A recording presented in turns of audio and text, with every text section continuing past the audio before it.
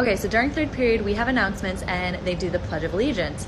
I always tell my class, stand if you feel like it, don't stand if you feel like it, say the words if you want, don't have to say the words. So my class decided to stand but not say the words. My room does not have a flag. It used to be there, but I took it down during COVID because it made me uncomfortable.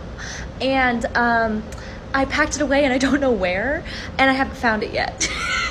But my kid today goes, hey, it's kind of weird that we just stand and then, we say it to nothing. I tell this kid, we do have a flag in the class that you can pledge your allegiance to. And he looks around and he goes, oh, that one? The inclusive pride flag. I pledge allegiance to the queers.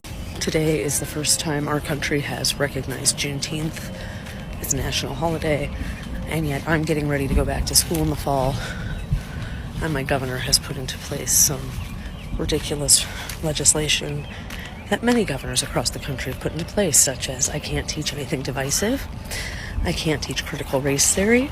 We really need to stand up and do what's right for our kids right now. So this is a call to action, teachers. We got to stand up and fight for our kids because this is bull. Racism isn't going to be fixed by me going down to a kid right here and saying, hey buddy, you really need to be nicer to that kid over there even though they look a little bit different than you.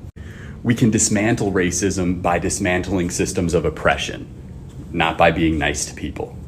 When you don't want to teach future generations about how these systems were designed to oppress people, you're taking the side of the oppressor, being racist. You know what, as your teacher, I really know each and every one of you really well, and I know your hearts, but it's really important to understand that you can be not racist as an individual, but still exist within a system that perpetuates racial disparities. And there's no need for any of us to feel bad about it, but we do need to accept that it exists and acknowledge it, and then try to challenge those disparities when we can. Let's talk about the fact that the education system in this country is just as corrupt as the policing system. Let's talk about how schools marginalize African American students by giving them fewer chances and harsher punishments whenever they make a mistake in school.